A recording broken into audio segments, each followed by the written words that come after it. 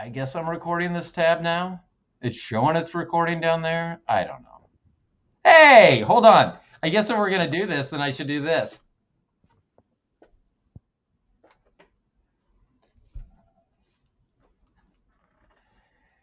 Hey, everyone. Welcome to another episode of The Stone Genius. You guys know me. My name is Ro. I'm the Stone Genius. I'm often stoned. I'm always a genius. I got to tell you what's about to happen now. I've been dreading this. I've been dreading it. But what I do want to say, what I haven't been dreading is who's going to be on this show. And I'm going to welcome to the show now. You guys are going to be able to see him, I think. I'm not positive, but I think so. Tim Lightell, welcome to the show. Hey, Tim. Hey, thank you again for having me on, Rodney. I hope they can see me because I want to be seen. I knew it. Now, hold on. So first of all, thank you so much for doing, and see, I keep forgetting I have to look at the camera. This is one reason I don't want to do this because, excuse me, I'm so used to closing my eyes and not looking at a camera and just doing a show. Right. I noticed last night when I was doing a solo show a couple of days ago, I think I did most of it with my eyes shut, which probably is the reason they end up being the way that they are. But, yeah. What can you do? You got to do more of them and then compare, right? And see like what, are they better? Yeah, the eyes open guess. Or the eyes closed, or well, with the visual without. So this is the very first visual Stone Genius. Is that right? This is. I will tell you this. Can we get the sound effects? Hold on, please. Come on. I think you need to congratulate yourself. I know. We're taking this. See, I have too many things going on. This is why I need a producer. Because I can barely get the buttons right. Now, I will tell you this, that I'm gonna hold on, since you wanted sound effects. I had always told my wife that if I start doing a video podcast that I was gonna dress up because I like to dress up. That being said, 10 minutes ago now, just finished another podcast and didn't have a chance to change. So it is what it is. I don't mind what you're wearing. I know, but it's the first one. Have you ever seen someone's first video and you're like, that's horrible? And that's how I feel. Yes. You look like a professional. Yes. You look like you've been on screen before. I had an Oxford shirt, which is kind of my uniform. And I'm trying out this new microphone setup. When you do these pods, you're not supposed to hold the mic because of the handling noise, right? Fuck that.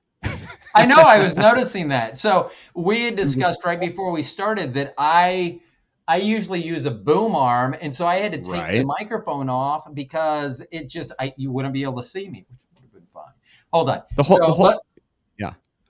point of this internet stuff, though.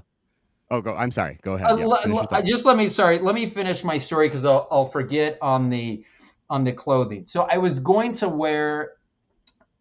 I like dressing up. So if I do this full time, I do want to dress.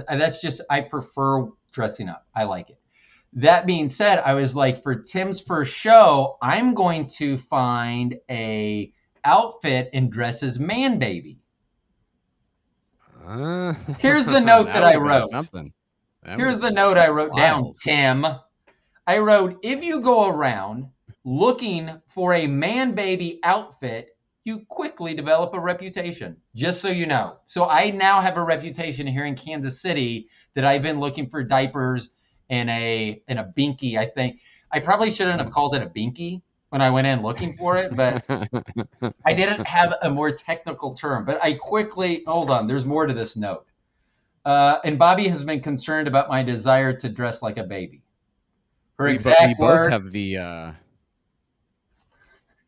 whole note. I must have been high when I said this. I go, Bobby is concerned about me wanting to dress like a baby. Her exact words I will not wear a nursing bra. She's not into it. She isn't. So so I've gotten past that. You were about to say something. I cut you off so I could finish. What were you about to say, Tim? I was just going to say, but that it's all good because this is what the internet's all about. It's all about, we just do what we want. You can break rules. You can hold a mic with your hand. You can be dressed like a slob. You can be dressed like a dandy. You can do anything. So you said this is your normal. So a button down, is that your normal Your normal attire when you go out? I did put this shirt on for the pod. I did have a little time. I put it on. I was wearing I could go reach into my hamper and show you what I was wearing right before, but it was similar to what you're wearing, some kind of athletic hoodie. The weather's crisp and October-y here in Seattle. So isn't it always crisp in October in Seattle? Yes. Okay. Yes. I've only been there once. Okay. And the biggest deal, so, and I may have mentioned this to you at some point. I took a cruise, not a cruise, a ferry from Seattle to Victoria, British Columbia. And you did tell me this, yeah. And they said, come out on the deck. And we went out there, they're like, oh, it's the sun. And I'm like, okay, if I need to be told the sun is out, that it's that absent in the sky on most days that I need to be told it's out, probably not the place for a Florida boy. As he's wearing an Alaska. We call them sunbreaks here. We call them sunbreaks. Oh, is that Alaska that you're wearing? I was trying to figure out. It's my alma mater. Go UAF, University of Alaska Fairbanks. Nice. Yeah, right up, and it's right. I can't see it. I'm so conceited. I have my outstanding student award right underneath my diploma too. So if you were in Fairbanks, though, you must have met a lot of people from Seattle, because I feel like the Seattle Alaska connection is. I finished. I did my school online for there. So okay. Yeah. Gotcha. Yeah. Okay. As a Florida boy, I do anticipate going there at some point, because one of the things for alumni to do at University of Alaska Fairbanks is take their picture with the temperature sign. Right. And typically you want to do it at -40. So -40 Celsius and -40 Fahrenheit are the same exact temperature. And that's why most people want to do it at -40, just because you don't have to explain it. But so the deal is you go out there in the snow and everything in your bikini or your underwear, and that's where you get your picture taken. So I will eventually do that. Right on. That's on my bucket list. So when we were originally talking about doing the first video podcast of the Stone Genius, we talked about, which I don't think I've said. Hold on. I don't think I've said this. Congratulations. This is cool. I was trying to say it, but this is a great step. This is awesome. Congrats on the first video podcast of the Stone Genius Pod. I'm the first guest. Congratulations. You are, and I will tell you. Here's the cool thing. Thank you for having me. I don't. So the person that I just spoke to, who's their episode will be out after this one. We were talking about, she's an empath, a psychic empath, and we were talking about being able to. I've always been able to read people, and I go, don't read people like, oh, that person's upset or not, but like that person's a good person or a bad person, and I can pretty much tell you why. I don't know why I've always been able to do that. And we're talking about that and my lack of making relationships as I grow older. I become more set in my ways. I have an intolerance for low IQ people. So there's a lot of things that have prevented me from doing that. But one of the things that I am so glad that I met you, because you're one of the people, I love talking to you. I enjoy, every once in a while we'll just reach out or something. I'm trying to get a screening of Manbaby here in Kansas City because, and it's more about just I think it would just be so much fun.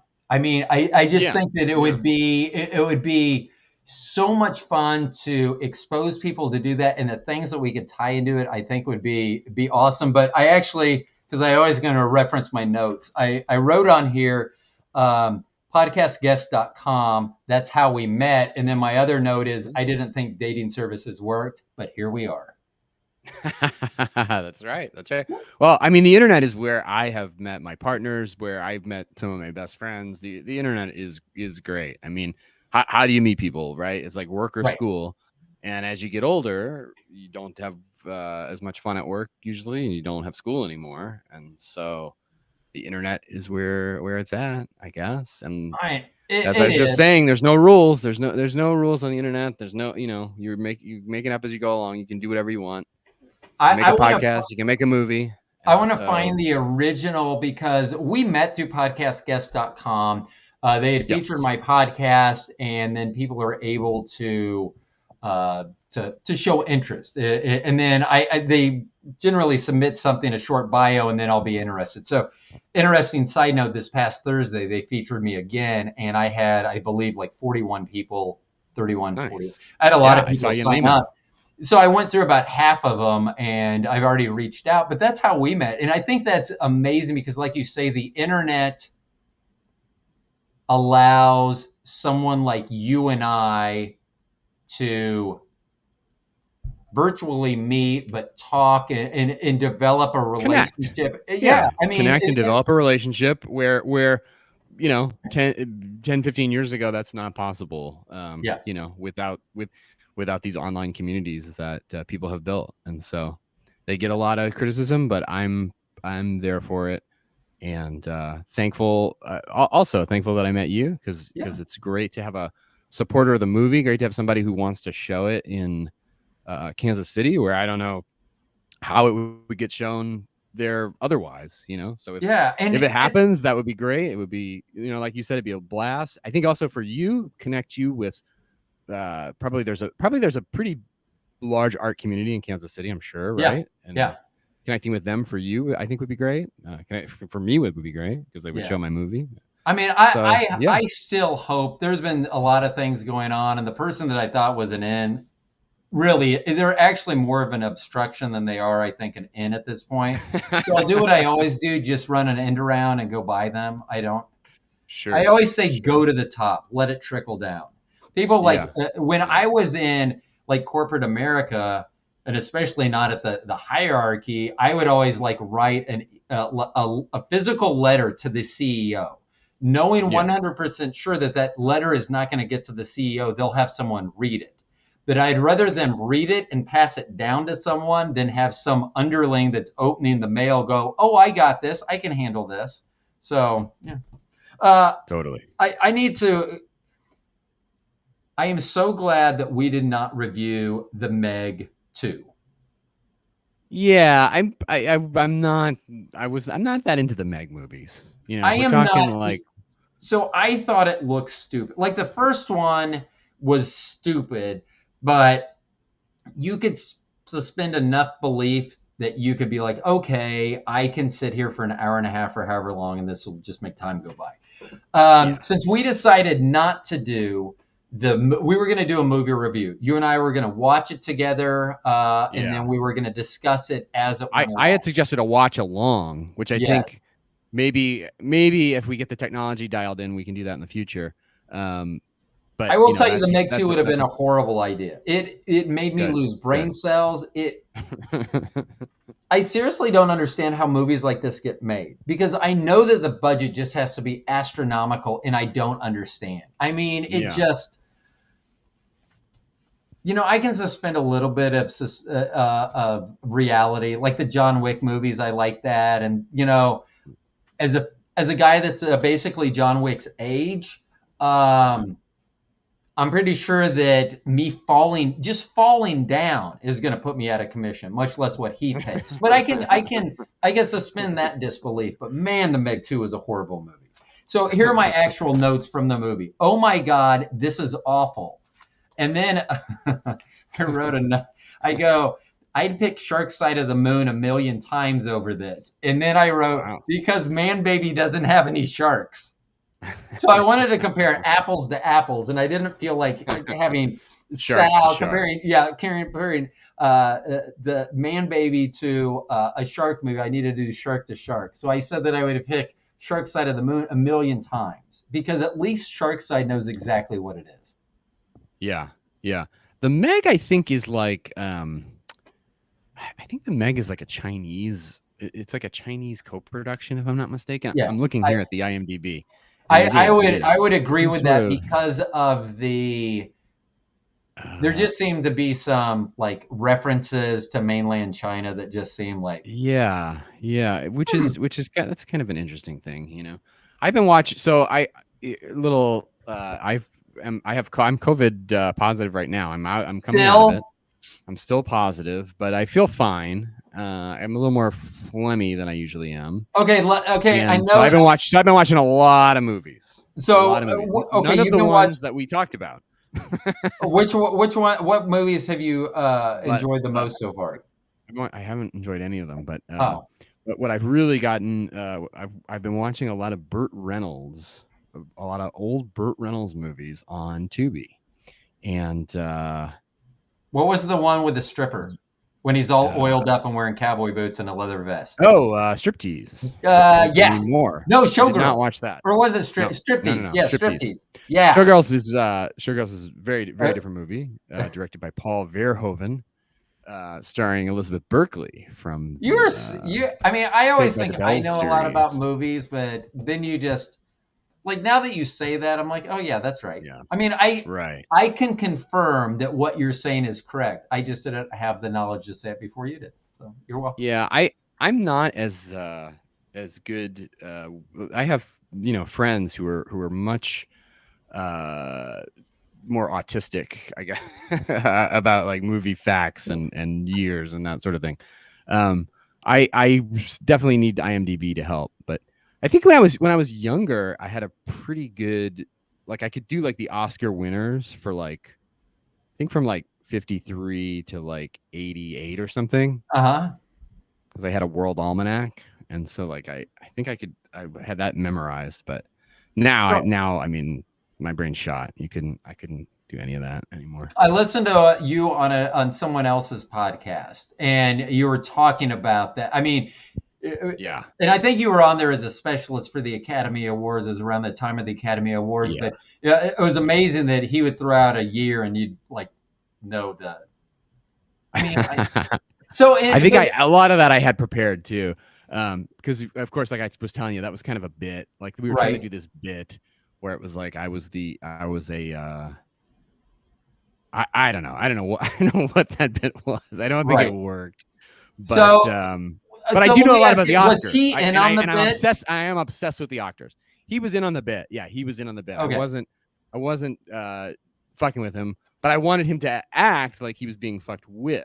And that's where I think the disconnect happened. He just kind of went along with it, like because sometimes he would say something, and it was like, I mean, it was like, because it did sound like you were trying to get him to disagree or saying something so like he would be like a contrarian, but he was just like, yeah, that's right, yeah. I take the exact same point of view that you do, Tim. With podcasts or radio or whatever, you can't have these shades of gray. We need stark contrasts. We need arguments and point and counterpoint. So see, this is why you had made fun of my notes, and look, I'm filling it in even as we talk. You were making fun of my notes earlier today. But see, this is why when we talk, it comes up with even more notes. So I wrote down COVID because we need to jump back into that because I may be fired tomorrow because of COVID. Because of COVID? So you've been promoting anti-vax literature at your workplace? Is that? Oh no. Happening? So here's my deal. I am vaccinated. I take shots for my arthritis, which lower my immune system. So I'm very aware of kind of. I don't try to put myself where I'm going to be exposed. So I work at a small business now, and last Tuesday I get there and the other guy's wearing a mask. I go, "Why are you wearing a mask?" He goes, "Well, I tested positive for COVID." I'm gonna assume he shouldn't be at work if that's the case. Yeah. But he was not an epidemiologist. So he needed to call the owner to have the owner come in to work because he needed to go home. And so the owner came into work, and at the he got there, and late in the afternoon he let me know that he was also positive. Uh-oh. So then the next day, neither one of them were there. So I worked on Wednesday. And then on Thursday, my day off, I decided I needed to go get a COVID test because I had been negative. Yeah. And so I was like, I need to take another one because Bobby was about to have a procedure, an outpatient procedure, not a big deal, but I still didn't want to have COVID. So I went and got tested, and I found out that one of my coworkers had been tested at the same place earlier that morning, tested positive, but when I left, that person was at work. Oh. So what I did is I told them I wasn't coming in. I go, if you guys are going to be there with COVID, I am not fucking coming in. I don't think that's unreasonable. I lost my shit. Well, here's the other thing. Like the way it started, if the owner has COVID, so the owner's there, he has COVID. The guy that has COVID that was going to go home, he's there, and then me without COVID. Why the fuck would you send me home without COVID? Why don't you two fucking COVID people work together? Well, this whole I thought that we got past this because of COVID. So like you remember like before COVID, you'd go to work and there'd be people with a sniff, they'd be sniffling and they hacking. Oh, but I work. I gotta work. Like and it's like, what the fuck? Like, come on. Like, you don't care this much about this company. Like, I get it, like a small company maybe or whatever, but come on, like how much do you really care about your job where you're gonna come and you're gonna get everybody else sick? Right. And I thought I would have thought COVID had taught us all, like, just stay home. Stay home. Like, I never understood that. It's possible. One of the most stupid commercials I ever saw was, I think it was a NyQuil commercial. And it says, turn a sick day into a work day. Who the fuck wants to do that? I mean, if you had a product that said turn a work day into a sick day, I'm taking that every day. Actually, I do. It's called cannabis. Anyway, but it was just, so I was lit. I mean, so anyway, and so what I did, this is far from a hot take, though. I think everybody knows that. Obviously everybody doesn't know, though, because people are going, but this is. So I'm going to explain a little more. So what I do outside of this is I sell like high-end shoes, but they're orthopedic shoes. They're for people that have compromised feet. And a lot of times what goes on with compromised feet is a compromised system. They have diabetes. Sure. They're a new, and I will guarantee that these people, because there's no way if I'm sitting in front of someone, because people would come in and they go, why do you have mask on? And they would just say, well, we were exposed to COVID. Not that, okay, the person that just said that, they're the exposure to COVID. And that's what pisses me off, is that if you can't be honest with someone and say, I have COVID, I'm sitting here touching your feet, then you're not being. So what I decided to do, because you had mentioned earlier, black and white, I don't like a gray area. And here's the thing. On the podcast that's coming out tomorrow, we found out a guy that plays D&D says that I am chaotic neutral, which means that I live in the black or the white, but I don't live in a gray area. But I don't care if it's black or white. I'm going to do whatever is best for me. So even if it's bad, I'll do it. If it's good, I'll do it. Whatever is going to benefit me the most, I'll do. And so what I decided to do is, after this whole shenanigans went on at work, is I did turn them into the Department of Labor and the Department of Health. And the Department of Health was very concerned, but they said these are guidelines by the CDC, so we can't enforce them. They're not laws. But they did want to know about it, because if there's an epicenter that pops up and people are getting sick or dying, they need to know where that ground zero is. So, and I know when I get back to work, when I tell them that they've been turned into the Department of Health, that they may not take that as well as I think they're going to, but I'm not overly concerned either. I mean, here's my deal. If someone's going to fire me because I have integrity, hold on. Yeah. Don't really care at that point. COVID has been, but now I've just decided, I mean, so I don't have my pop thing on, so I apologize if you're getting popping. Some crack. Yeah, I am. I had to take it off. You're sounding good, though. You're sounding good. How am I sounding? Am I sounding nice and? You sound amazing. You sound very good. Yeah. Well, so sometimes I listen to the show because I've been on a couple times. Right. I'm on my phone, and so I'm like, for this one, I want to sound good. So I got that. So that's why I'm doing this. I want to sound real good. And I will tell you that the other thing is that some reason I was having trouble with my phone and the soundboard for the previous interview. So we actually did it this way. We just did it with just audio. So I was still able to record it through the soundboard. So I think that's what I'm going to do in the future, is I'll just use this. And even if we don't do video, which you and I will always do video going forward, but if we don't, then you can still use other mics, because I know that's a problem. And I do get a lot of people. They're like, tell me what a system you use so I can have it downloaded and I'm ready. I'm like, well, I'll just call you on the phone. And they're like, hold on. It's usually like, I'm sorry, what? So there's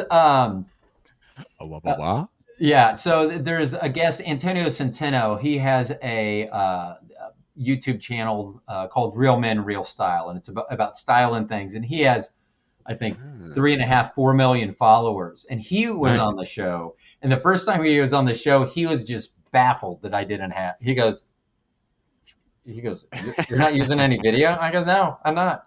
I mean, wow. That's so. Some of my notes about video were.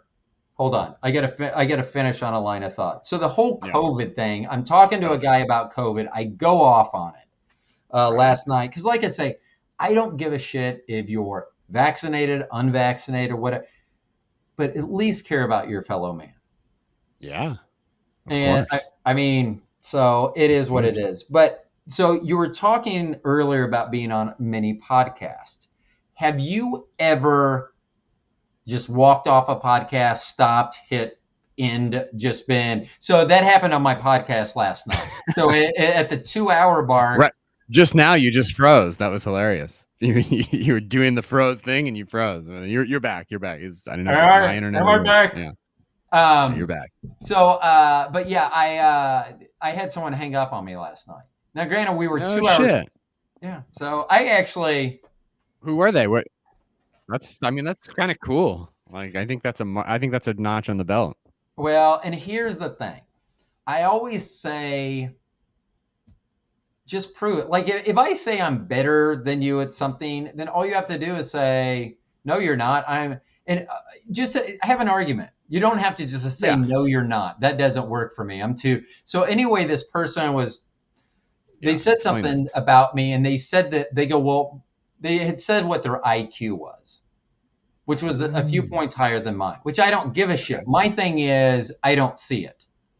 So they said they were a 142. Yeah. I'm a 136. We have a child who's a 141, and then I know someone who's a 143.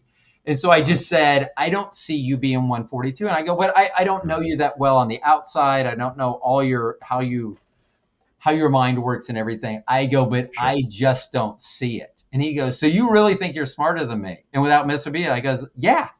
And he hung up. And then he hung up. Yeah. Wow. And I'm like, that's not proving your point, really. Yeah. And that's kind of not an unconquerable wall to hit either. Because I told him, okay, let's take some tests or something, you know? Yeah, I said, all you have to do is join a high IQ society, either one that I already belong to, or you can join a different one and I'll join it.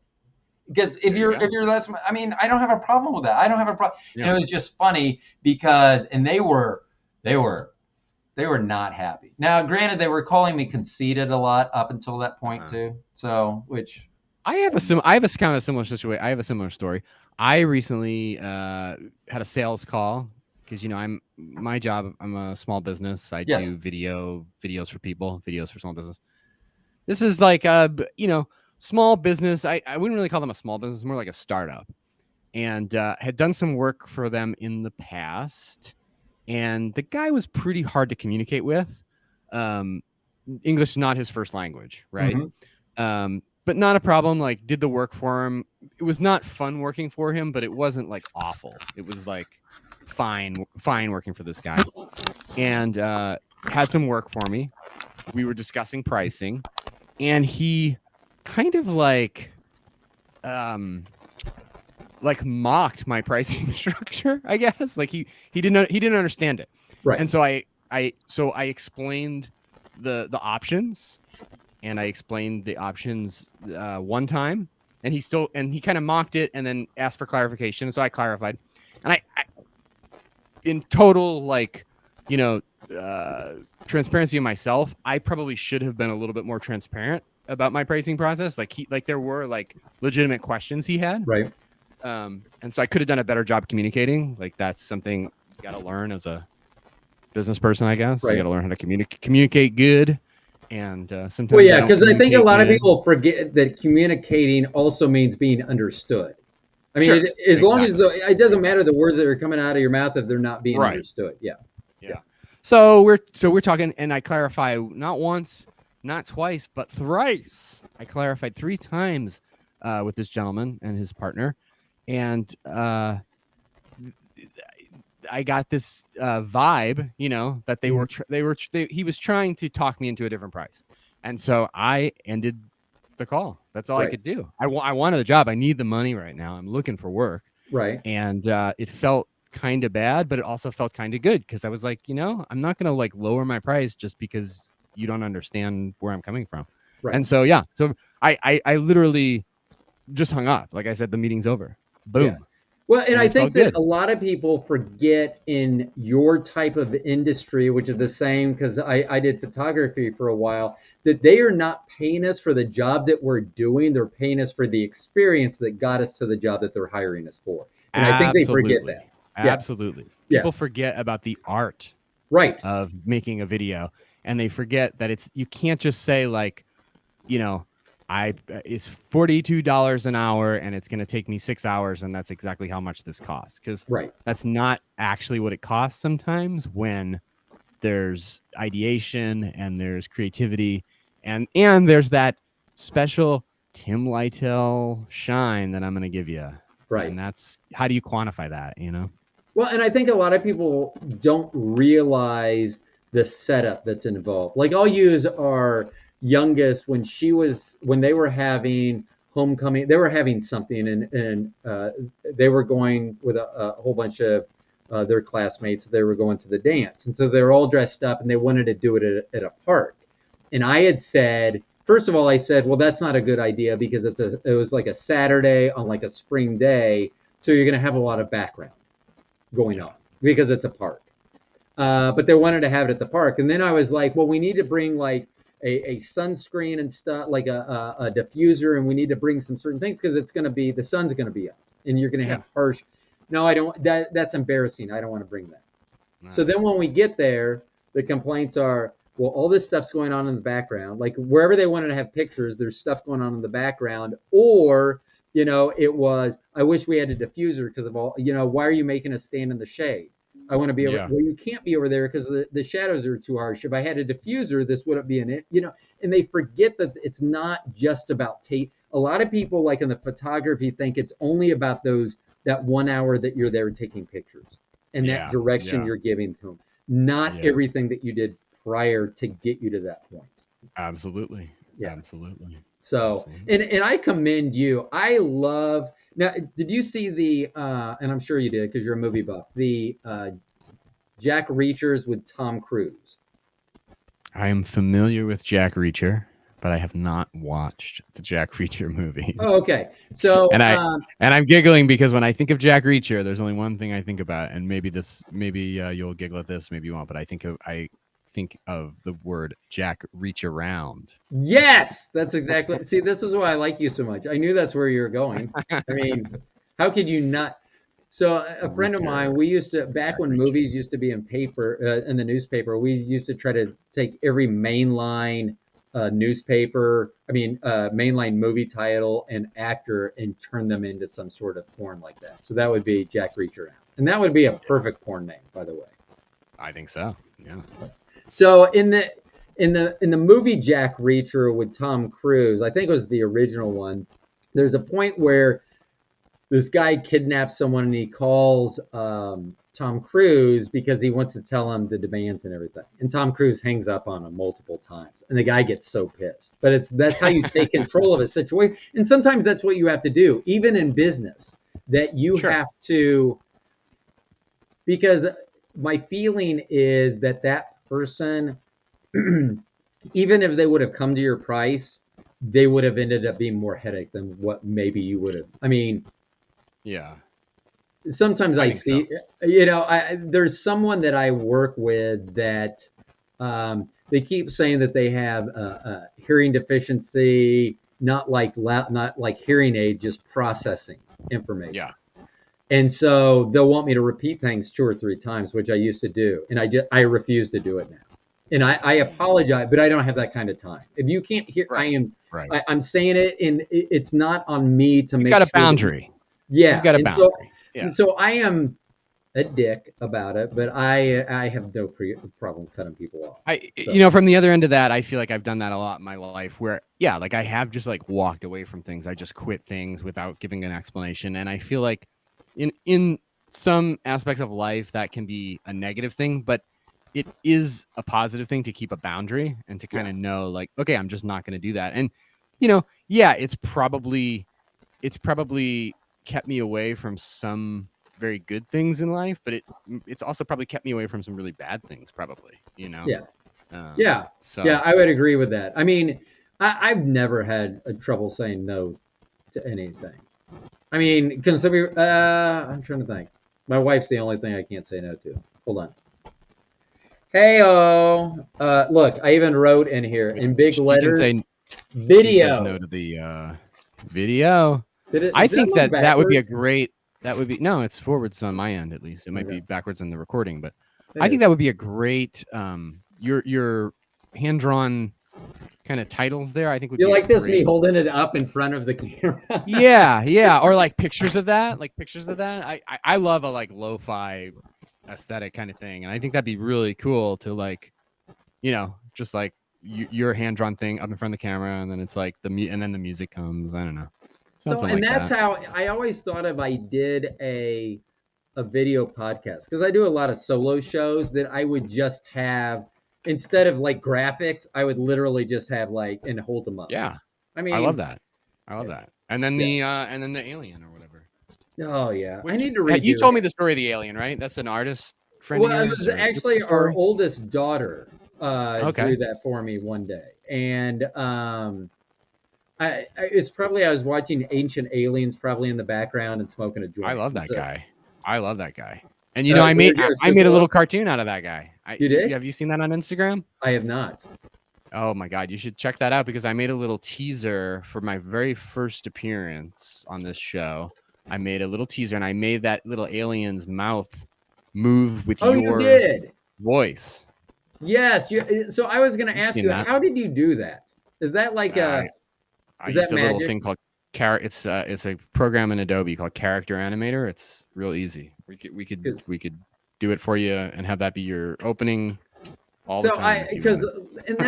So here's my deal also with a video podcast or me doing this as a career and not having any, because I do think I could do this as a career, but I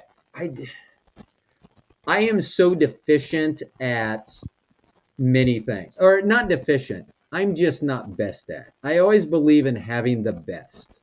I would not like. I really, for this podcast, it would be best for someone just say, show up. You're going to speak to Tim on this day. This is what you're going to talk, or come up with your own notes. I have no problem spending all day working on shows, but doing the little stuff, like the person that I had on the podcast earlier today, we exchanged 26 emails. Oh my God! Before we finally got to tonight, to work it all out, yeah. Right, yeah. And a lot of times that's sent in the morning, and then I'll reply, but then I'm not off, or they're not off till the evening. Then we get a reply, then it's the next, and it draws it out. And the person I mentioned earlier, Antonio Centeno, the very first time I spoke to him was when we were getting ready to record the podcast. And that's when he was struck, because I only spoke to his assistant for like 3 weeks. Right. So, and now that I've talked to him, so we have each other's numbers and stuff. So that's cool. But it was, I just don't. You need your Baba Booey. Yes, I do. Or what was the other girl that was there? There was a girl with Howard, because that would be a perfect podcast for me. That shoot it long. I don't need a close up. No one wants to look at this. I mean, as conceited as I am, I don't want to look at myself because I have a whole bunch of notes on people that change when they're doing video. Yeah. And some of the names, Bill Maher. Like I used to watching Bill Maher, but now if you watch him, you'll think he's going to ask a question of someone. But he'll ask a question, then he'll spill everything that he wants to talk about, like his point of view, and then ask you what you think about his point of view. So he'll ask you a question, not let you answer, and then do all this, and then want you to agree with him. And I just think that's because Yeah, and that's annoying. And there was another guy who I still watch, Brian Tyler Cohen. He does I know like, him. you do or don't? I don't know Okay, so Brian. he does shorts every day on YouTube. They're not long, but he talks about like current events. And it used to be kind of about everything, but it has taken a very left-hand slant at this point, which Okay. I don't have a problem. I mean, I'm probably more left than I am right. I feel like I'm center of the road. So it's not his point of view, but it's that it becomes more subjective and less objective. And that's not how I grew up with information, really. Yeah. What's the format of the show? Are they doing interviews, or are they just like doing? He does sometimes, but it's just. So it used to be he would say something and it would, this happened. Mitch McConnell did this and he'd go on about it. But now it's more like I'm going to demonize them to make them bad and then tell you what they did. Because I need you to think that they're bad. And then I'm going to tell you what, so that you can be like, oh, yeah. And it's just, I don't want to be like, I mean, I don't know. Like so I say, political talk. It is. It's kind of a political talk show. Yeah. It is, but just the fact that people, I just feel like people change, and that's the I don't know. As much as I like looking at myself, this whole thing is very annoying for me right now. But I'm glad I get to see you. It's kind of nice. I mean, I feel like I guess it was Stern that did it first, right? With the E show, with the with the E Network, or it was Rush Limbaugh, because Rush Limbaugh had like an internet like a webcam or something. Was my understanding, right? He had like a little webcam setup when he would do the show. And I know I'm rolling my eyes at that, but I have his thing going on right now. So yeah, I remember my dad used to. But see, I never understood that. I mean, I always thought podcasts were to be listened to. It's like the radio to me.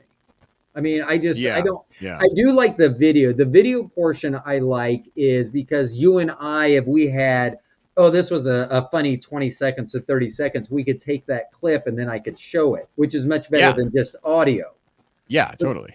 But that being said, do I want to cull through 2 hours worth of video to pull out the 10-second reel that I need? I just met a guy this week actually who said that, that is like he was saying he's in the podcast like business, like he's a podcast studio owner, I guess. I'm not completely sure how to describe the business they do at this moment because I don't know exactly what it is, but suffice to say he's in the podcast business, and he said that he could see a podcast being just 30-second clips.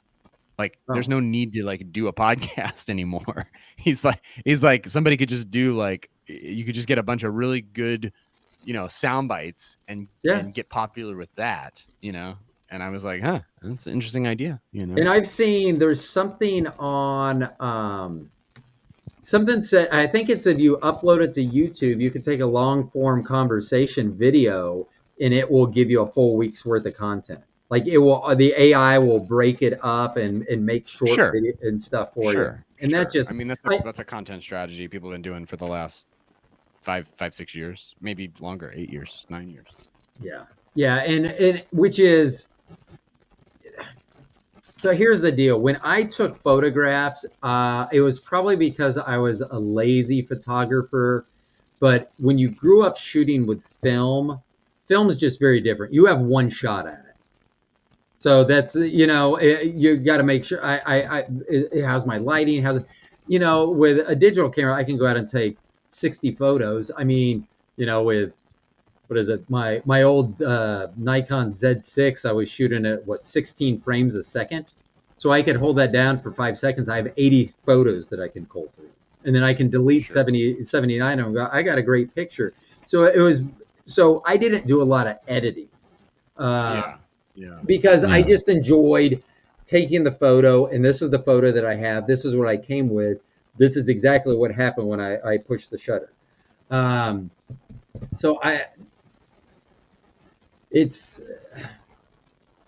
don't know. This whole video thing, I know that it's a necessary evil, especially the short clips. It can really build the audience. but at the same time, I just wish there were other entities around that could just, here, I'll do this part and you just do the background. Because I know I could edit if I wanted to. I just don't want to. I know that someone would be better at editing than I could ever be. Totally. Do you so in your, because you do marketing and things for other people, do you feel that way towards your clients sometimes? Meaning, like, I would rather. What do you mean? I'm sorry, I need clarification on that. Well, I mean, just like with your clients, do you feel that the content that you're giving them and the let's see, what was I trying to say? I just with editing, we were kind of talking about editing. Yeah, and the editing, but the expectations, I guess, is set, and that's what I would do. Like generally, I would be like, I'll do 5 edits for you with photos or whatever. So I just think I would minimize it because I didn't want to edit. So I would set people's, and I still think, I mean, I was award-winning photographer. I mean, got great awards. I mean, I'm doing a podcast, not doing photography professionally, so it wasn't that great of an award. But I mean, I just always felt like what I was doing at that time was good enough. I didn't need to go back and edit. I always talked about when I do the podcast, I will tell people the very first time we do a podcast together, I don't edit these. Yeah. Well, you know, I think even for these video podcasts, like you don't, there's a kind of, you know, natural editing that happens, right? In a podcast, you got highs and lows when you're doing these and you're live or whatever, you know, close to live. Right. And so there's parts of the show that are warm, and there are parts that get real hot, and there's parts that are a little cold, and that's kind of the way it goes. I mean, a marketing video for a client, I mean, is a completely different beast than taking a bunch of photos or doing a podcast or, you know, writing a story, or I mean, any number of different kinds of art. They all have a different rhythm, and they all have a different way of operating. And I'm a big believer in editing. I think editing is a good thing. I think it's good to edit. I think but you edit. Good at it. I you know, I don't know how good I am at it, but I know that it's important to the things that I do for clients for sure.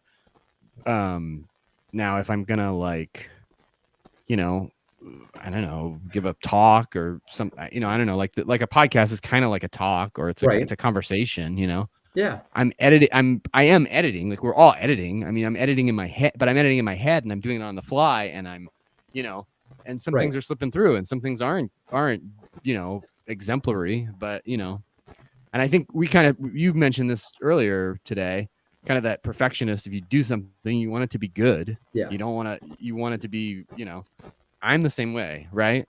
I mean, that's the Oscar obsession with me. I was talking to my buddy years ago when we were making Manbaby, and I was like, it pisses me off. It makes me actually mad that Manbaby isn't going to win an Oscar. And so, like, that podcast, you know, was a joke, right? It was a bit that I was doing, but it came from a place inside of me, like a real honest, insecure place where, you know, like, why not? Like, I think my script is like really fucking good. Like, I think that script for Manbaby is like as good as anything that was in the Oscars this year. And I'm not trying to sound like a maniac, which I probably do, but I think it's a really good script, and I think it should be in the Oscars, and it won't be just because, you know, that's life. Like, you can't do everything that you want to do, I guess. I won't ever play in the NBA either, you know? But I never wanted that, you know. When I was a kid, I didn't want to play in the NBA. I wanted to go to the Oscars. And so that definitely. Have you ever been to the Oscars? Is an interesting thing. No. And do you have to be invited? I mean, do they have invited? Yeah, you have to be nominated. But I mean, there's not. Well, I mean, there's not like a section of like normal people or anything like. I mean, it's just no. I mean, there's normal people that are invitees of nominees. You know, so like if your wife got nominated, she would invite you, and then you could go, and then you could say you've been to the Oscars. But I can't just buy a ticket and go and throw paint on people. You know, which is probably what I'd end up doing. Or I love the Manbaby here. South Park guys, they went in drag when I was a kid. You know, or well, yeah, I guess I was in high school when those guys did it, and I thought that was like the coolest thing, and I would. Why totally were do that the? if I mean, could. I remember they did. The only I thing think they were also like on acid or something. You know, I never watched have South read. Park, but I did enjoy their movie Basketball. I thought that was very funny. Yeah. I like Basketball. I like Team America. I like the South Park movie. I I think will. they're a little weird now. They're kind of gone off the deep end with some weird things that I've read, but I like them. I had never seen maybe even more than 10 seconds of a South Park episode until the pandemic episodes came out, and I watched. How were those? Oh my gosh, they were so funny. And then I was like, oh well, maybe the show's funny. I tried to watch a show and I couldn't watch the show, but the pandemic specials I thought were hilarious, actually. Nice. So nice. yeah, but why? So how did they get invited? Well, they were nominated for. I think they were nominated for South Park the movie for like best music. I think it was best song or something that year. Oh my god. Yeah, so I wasn't that old. I was probably like 18. Yeah, but I mean, that's crazy that they got invited. Yeah, they were nominated. Interesting. Well, that movie made a lot of money. Like that's part of the thing. I think if Manbaby somehow made a lot of money for somebody, I don't think it would get a nomination still, but it would certainly, you know, money doesn't always equal eyeballs, but if you can make money for people, they tend to like you. Yeah. Oh yeah. Yeah. And I mean that's one of the selling points that I'm going to use because I think I'm actually going to target a different theater here in town. Yeah. One that I actually worked at in 1984 that happens to still be around. Which the only reason I remember that my starting month had Ghostbusters and Gremlins come out because I think they came out the same summer, and that wasn't fun. I mean, that was because movie theaters are much different now. They're much more organized than they were. I mean, that was just a lot of crowds and not very organized and like to get like I was working like concession stands and stuff, and people didn't know what lines were, and it was just insane. They work you real hard at movie theaters. They give you those weird hours. So I worked at a marketing company inside a movie theater for many years. Uh-huh. So I was doing surveys of the people seeing the movies, and so I worked alongside the concession and ticket takers and all. You know, right? They were all my friends, and it was a Regal. They would just the management was just real weird with the hours. You know, like keeping people part time.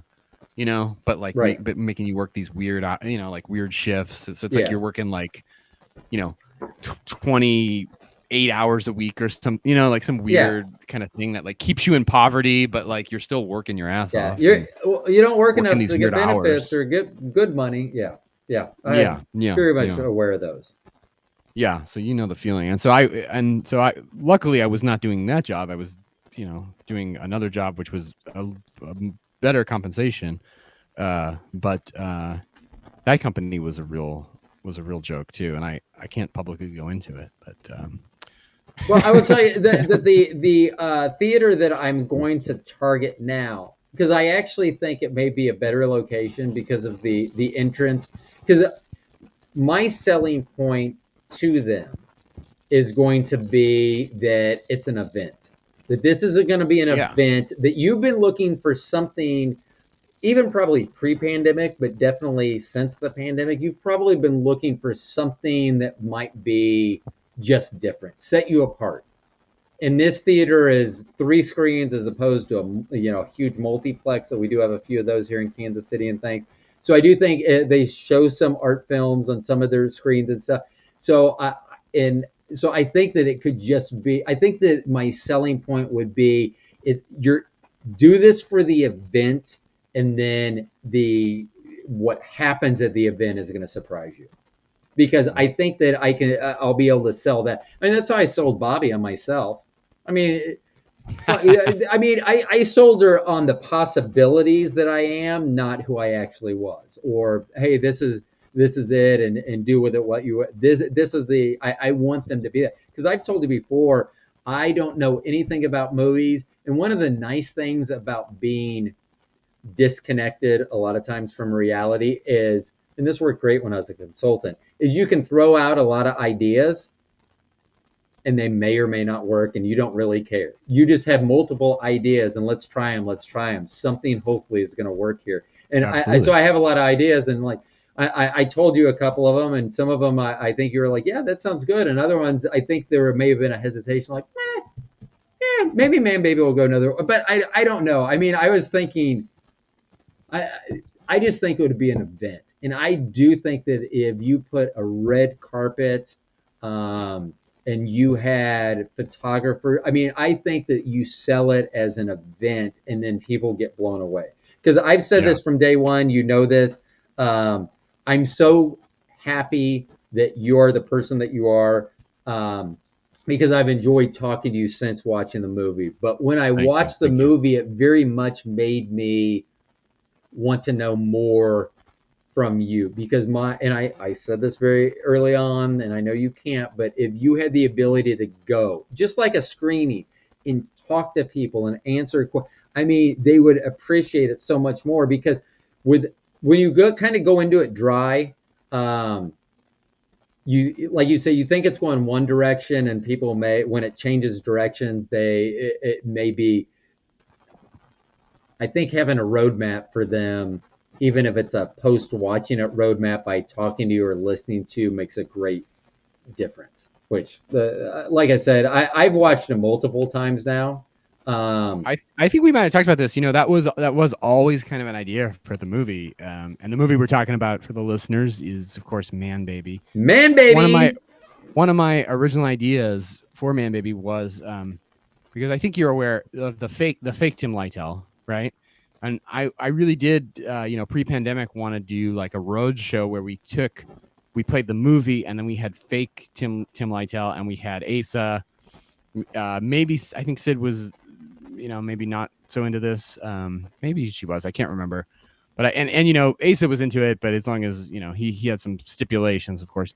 But yeah, we were all going to go and kind of play different cities and play with like with a live show and the movie. So close to what you're talking about. We did not get to do that. I don't think we would have done that even without the pandemic. Honestly, would have cost a lot of money. Right. But I'm very happy to play Kansas City. I hope something works out with that. That would be amazing, because Manbaby just recently playing this weekend. We're playing in the ATL Comedy Awards, which is pretty cool. Yeah. There you go. Let the crowd go crazy there. Unfortunately, there is a live component, but I was not able to attend because I have COVID. But the movie didn't play live either, so there's not really an opportunity to do what you're talking about, to go and but a lot of film festivals do have live components, and that is exactly what you're talking about happens at a lot of the nicer, or maybe not nicer, but more lucrative, I guess, film festivals. I don't know the adjective to use for those kind of. And so Manbaby's gotten to like one or two of those, and my schedule didn't work out where I could be there. But Manbaby hasn't gotten into a lot of those, which is unfortunate, because those are great, like networking events. And what do you think is keeping it? Why do you think it's being kept out of some events? Do you think it's just that there's so many other good movies out there, or do you think that it's ABDL prejudice? What is ABDL? I'm just adult baby diaper lover prejudice. So. Oh, yeah.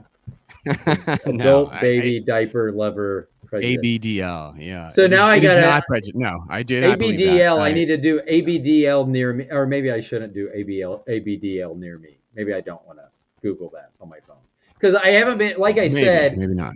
When I went in, I asked. I went into a party store. I go, "Do you guys have adult baby costume for man?" And literally it was. And it's October. I thought that if someone was going to have something like that, it surely would have been in the month of October. Now, yeah. Yeah, exactly. Yeah, I'm surprised that it's not there. I feel like it's a pretty year-round thing. Maybe you should have said ABDL when you. Have you ever thought about starting to market that, the Manbaby costume? I mean, it already is a very well-known costume. I think that particular Manbaby costume is kind of the Spirit Halloween. Is there? So yeah. So you didn't do anything special for that costume? Not a thing. Not a thing. I wish I would have had it. I seriously was gonna sit here, and I am giving my word right now that if we do a screening in Kansas City, unless I'm stepping on Austin's toes or anything like that, I will Not at dress all. like Not at all. You should. Mandy. You should. And you can actually wear the exact. I mean, you can wear the exact same one. Anybody can. Theoretically, I guess it's tough in Kansas City, but theoretically, anybody can walk into any Spirit Halloween store and buy that same costume. So, I'm gonna have to check that out. Yeah, because that would have been. I was hoping to do that, but then it would have been weird because we would have been talking a few minutes beforehand, and you would have been like, "Why don't you have a shirt on?" I'd be like, "Yeah, well, well, I know." You stand up and reveal the goods. So with Manbaby, you have it in the ATL. So that just happened, or it's going on right now? The ATL it's going on right now this weekend. It's playing all October, and I posted it on the Facebook and the Instagram. So anybody that's listening that wants to check out, Manbaby, go to our socials and check that out. At Manbaby. Yep, at Manbaby on Instagram or just manbabymovie.com and go down to the socials. But yeah, it's streaming. I mean, it's streaming right now on Tubi. But if you're maybe in Mexico or if you're in another country, you don't get Tubi. You don't want to give Jeff Bezos money on Amazon. You can go to this ATL Comedy Awards and you can stream it there. Oh, you can this month. That's awesome. You can actually stream the movie. And then it's up for some awards, and I guess we'll find out maybe at the end of this weekend if it won anything. So maybe. Which award is it up for? I think it's up for Best Feature. So nice. We'll see. Maybe there's like, I think like 4 or 5 other features, maybe 5, something. You asked why is it not getting into the more prestigious festivals? And I'm gonna say that some of these more prestigious festivals are kind of impossible to get into. It's actually statistically more likely to like get into Harvard than it is to get into Sundance with a film. Yeah. So I'm not. I didn't even apply to things of that nature. Major festivals are just out of reach for a movie this small. It's a budget thing. It's a clout thing. It's a multifaceted thing. I'm writing myself a note because I actually know someone that went to UCLA film school. Why I'm just thinking about this after all of our conversations now, I don't know. Yeah, check me on that, but the odds to get into Sundance are quite astronomical. Well, I was going to say this person has a film festival coming up. He actually the name of their festival. I'll have to look it up. So Lonely Seal is the name of the production company, I believe, and Hamad Zadie, we went to high school together. So very cool. I remember he was our basketball manager my junior and senior year. So we knew each other and we've kept in touch, but I never even thought about that. But I rarely go to Facebook. I think I've told this story before on the podcast. On January 6, 2021, I just happened to be going out of town. So early that morning, I said, hey, I'm going to be away from Facebook for a few days, which with everything that went on that day, didn't seem like really good words. I mean, I did have some, what are you doing? I was actually going to Denver to do drugs instead of going to the Capitol. So I don't really, I haven't ever sure really you were. Yeah, so I haven't really been back to Facebook. When I post the socials about the podcast, I can have it linked to my Facebook because I still have the account. Yeah. So every once in a while I'll go to see if people have looked at it. But I just remember Hamad, I think he put up that they're having a film festival soon. And I don't know anything more than that, but I mean, it's better than not knowing someone that has a film festival. And he probably knows a lot of people too. I know he goes to is it Cannes or Cannes every year. So nice, I know that he travels and he's been doing this he's 56. I mean, he's the same age I am. So, nice. I mean, he's been doing this for 30 plus years. So, I don't know. It'd be a good reason to reach out to him too. So I can right on. Talk to him and see from his side, because I think they do production and distribution for the most part. So it'd be interesting.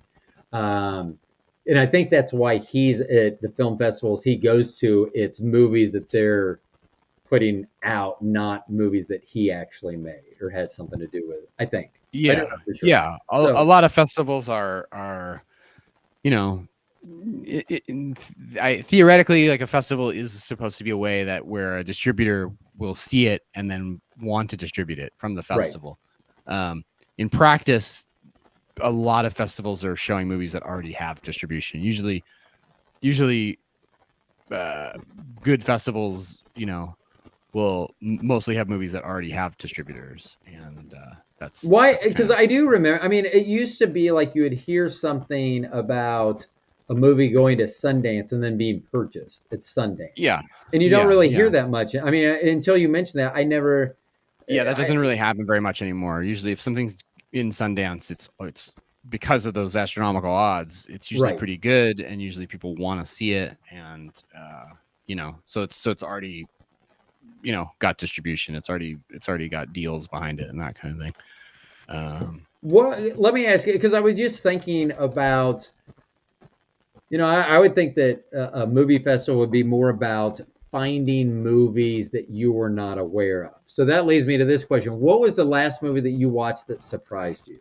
That you either didn't know about, and like with your COVID and you're just like, surfing. And what was the last movie that you watched and you're like, and I'm not going to, so I will tell you that Manbaby very much makes that list. And I've told you this, it surprised me. I don't know if there's been anything, I take that back. Moonfall and The Meg 2 were surprisingly bad. So those did surprise me just how bad those were. But can you think of anything that surprised you recently?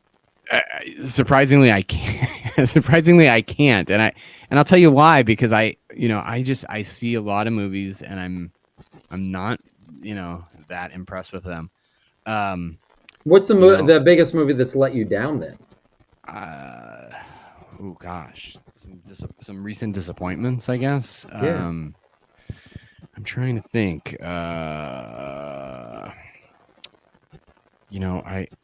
Actually, let me go positive here first. I'll talk about some of the things I've watched, and it's not a movie. It's on Disney Plus. There's the One Day in America, the 9/11 documentary. Oh, I haven't heard of that. Yeah, I always take it's a notes series. It's not a movie. It's a 8-part series. Surprisingly, well, I don't know if that's surprising though, but it's very moving. And I guess I was surprised at how much I liked it, because And you spent time in New York as well. You went to New York, NYU, correct? Yeah. Okay. Yeah. That's where I went to college, and I went to college there and like lived there a little bit after college too. So spent some time there. I was surprised at how much that affected me, I guess, and I was surprised at how well made it was, considering. I don't know. I don't know. I don't know why that's surprising, because it is pretty. It's impactful subject matter. It seems like it would definitely, but I guess just a very well made movie, and also considering that it's made by the museum, so I don't know why I was surprised. I guess what I'm saying. I don't know why I was surprised, but I was surprised at how well it was made, and it was definitely emotionally affecting and educational at the same time, which is nice. Yeah. Watched that in my my quarantine. So I'm going to switch back to COVID then real quick. How have you been? Yeah. Have you ever have you had COVID before this? Yeah, this is actually my second time having COVID, which is nuts. Is it? And I've been vaccinated and boosted and the whole thing. This time was worse. This was worse for whatever reason. I got a little bit sicker. I had I thought I was coming out of it, and then I went right back into it and had like a bad fever for like one night, and then thought I was coming out of it, and then had a bad fever for 2 nights in a row, which didn't happen the first time, so it sucked. Right. And it's been it was Saturday was a week. Saturday's been like 7 days in and you're quarantine. You're still testing positive, you said? I'm still testing positive, but I feel good. I felt good yesterday and I felt good on Friday. But even on Thursday of last week, I was feeling still a little like beat down and stuff. But, was that the day they sent out the phone alert that activated all the vaccines? That was the day. That was the day. That's what I thought. My alert. I was still kind of, groggy on that day. I'm feeling good. I think I'm out of the woods now, finally. But yes, I am still testing positive, so I'm still in quarantine. I'm not going to the store and working with people, even with a mask on. I'm staying home. Yeah. Staying out of people's faces. It's funny because I don't. And I'm watching movies. On the episode that comes out tomorrow, I do not. Tomorrow, from when we're recording this, I don't hold back, and I show my disdain for these people. So here's my thing. I'll go back, and I probably won't say this to them. I remember there was someone that came into Best Buy, and now that I'm not there, I can say this. So a customer came into Best Buy, and they were just saying shit about how they didn't believe COVID was real and was bad. They couldn't believe we had to wear masks, blah, blah, blah, blah, yada, yada. So I finally was just fed up with him. I go, well, I hope you get COVID and die. And they go, well, you know what? I hope you get COVID and die. And I go, you know what? It still proves my point. Because I was trying to point out that it was more. So it was just funny. Because without missing a beat, I go, that still proves my point, even if I'm the one that dies. Okay. Yeah. So by their definition, I hope I get COVID and die too. Well, I hope I get the fake COVID. That would be amazing if it was fake, because then I wouldn't feel shitty. And there are people, when I joked about the phone thing to activate, there are real people out there that thought that phone thing that went on here in the United States, where everyone got a call to their cell phone within the past week, thought that was. I'm like, okay, it's just a freaking call. I mean, now I will tell you, I will say it's not about it's not about activating the vaccine. It's just to make sure that everyone's cell phone works, so when the aliens arrive in a few weeks, so they can call it to say you should probably go inside. I immediately when it went off, because I've been vaccinated, and so immediately when it went off, I felt a tickle in my butthole. What do you think that was?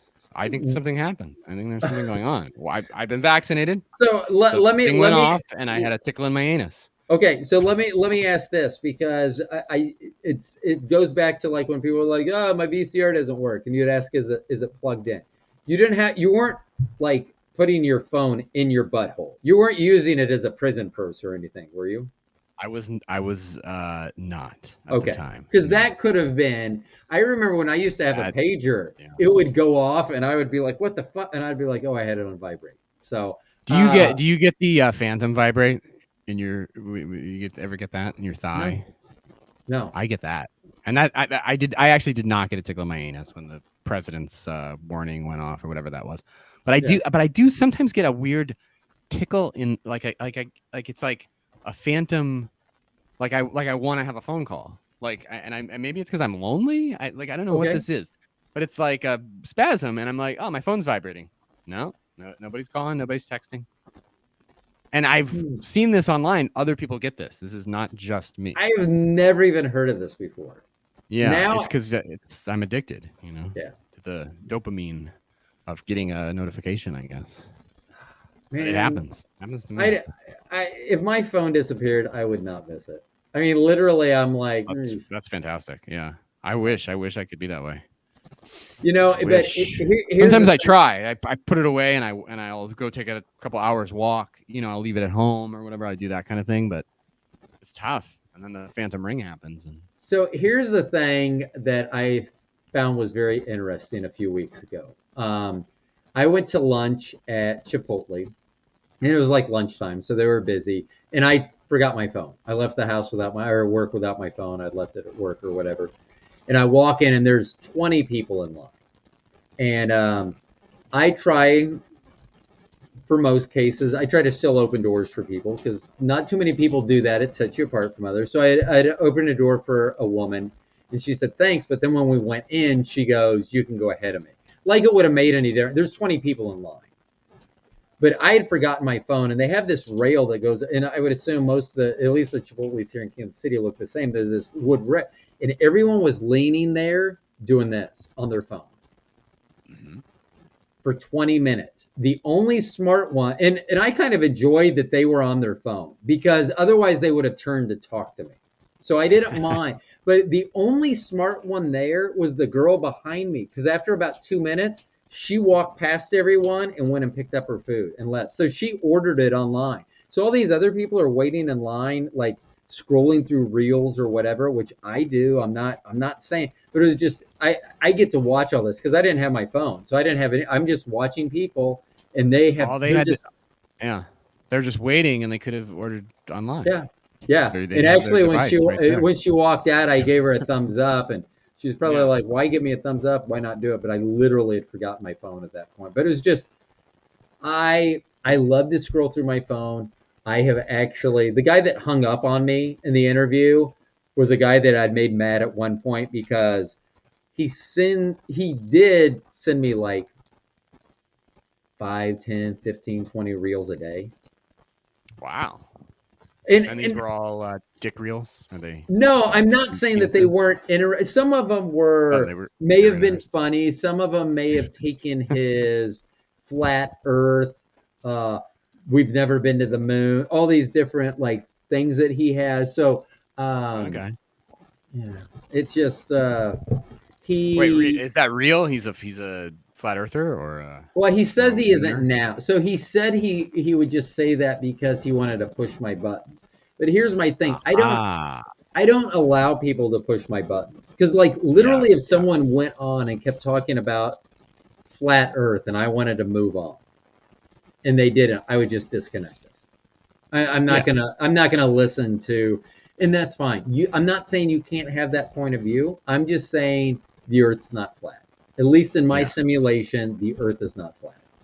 Yeah. Of course, then they make. And I mean, how much can you beat that horse? I mean, how interesting is that after a while? Like, I mean, well, and then it's like, kind of funny at first, but it's. Well, and see, here's the thing that I always go back to. I say in the podcast a lot, listen to what people say or do. They'll tell you exactly who they are. Doesn't matter what I say. One of our neighbors, he asked me as I was homophobic one day. And I said that wasn't for me to decide, which kind of stunned him because he's like, what do you mean? I go, well, I can say I'm not homophobic, but if I treat you in a way that would be perceived as homophobic, then I guess it doesn't matter what I say. So I was just trying to make a point. Right. It doesn't matter what I say, judge me. But people will always tell you exactly who they are. And it may not be at the beginning, but like the people at work have told me that they don't give a shit about anyone else except themselves. And I'm fine with that because I'm the same way. I just choose to be at home and not at work exposing other people to a sickness. Right. That still is under my skin. So here's the funny thing. So I went to this company for a few reasons. And I'm not afraid to say this because there's nothing they can do about it. I didn't want to go back to a company that had an arbitration clause because they can basically do pretty much anything they want to and go, oh, let's go to a non-binding or a binding arbitration and get this figured out. So I could sue this company if I needed to for some reason. But a couple of the people that work there, they don't have an off switch. And come disposition time would be just horrible for any company. And so that's why I don't mind talking about it on here because it pisses me off that someone has that. See, and this is why I don't want to do video. I don't want to show my anger when I come to something like this. Your angry face. Yeah, because I shows your war face, Rodney. Well, and so that's what pisses them off too. Is that I'm always like, well, I'll just leave. I mean, I need the only reason I'm there is the benefits. I mean, I'm not making enough money really. It's that my wife's office doesn't offer benefits. But yeah. I just listen to people. They'll tell you exactly who they are, and that's one reason I've always enjoyed listening to you because I have felt. I talked about this with the psychic empath that I had on earlier. Is just having that energy feel about someone, and it was weird because I asked her. Sometimes I got to talk this shit out. I asked her, could you do it virtually? Do I need to be with Tim so that I can get this feeling, whether he's a good person, bad person, or an indifferent person? And she's always like, no, you can do it virtually. And now that she said that, I feel that way about you. I mean, we've never met in person, but yet, I mean, I could be wrong. I am just so infrequently wrong. I just don't even put that on my radar. So, congratulations. You have the Roro stamp of approval. Yeah. So speaking, I want to circle back to Manbaby. Well, you're an easy hang, bro. You're an easy hang. So well, I appreciate that. I want to go back to Manbaby real quick before we finish up today. I still can't believe I've done a video podcast. See, and this is the other thing. Yourself on the back. This is great. Well, the thing that I don't want to, I don't ever worry about numbers. Like, I don't like looking at, especially as a mathematician and someone who loves numbers, I don't want to be hooked by, I don't want to look at numbers and be like, oh, well, this one got 20 likes or 50 views. And how about, oh, this one only got 47 views. I don't ever want to be that. Yeah. I don't mind if someone in my circle of influence is hanging on those numbers. I just don't want to be the one on the numbers. So, but I just wanted to say that I very much appreciate you being back. But the last question, and I don't think I've asked this before, if you could go back and change one thing about Manbaby, would you? Is there anything, or is it the movie you wanted to make? I think it's the movie that I wanted to make. And I mean, I can leave it at that. And you know, if I had some more money, I think it could have been a little bit of a different movie, you know. If you got more money, like if someone came and said, and I don't know what type of budget you would need. Let's say whatever budget you would be very happy. Like if someone came and go, I'll give you this amount of money to remake it the way you want to make it, and they gave you whatever number, would you do it? Would you be like, I mean, probably, I guess, you know. I mean, that's a pretty good hypothetical situation to be in. I mean, I would feel kind of bad because there was like some magic there, you know, with the people who made it, and I would feel, you know, a little bit of like, I feel a little disloyal, I guess, in a weird way. At the same time, you know, my favorite part is, and I talk about this all the time, is like the script, writing the script, and like editing are my two favorite parts. Like the actual making of it is like not that fun for me. And I'd be happy to like even pass that part off to someone else who wanted to, you know, if they wanted to take my script and like make Manbaby according to their vision and then let me edit it according to my vision.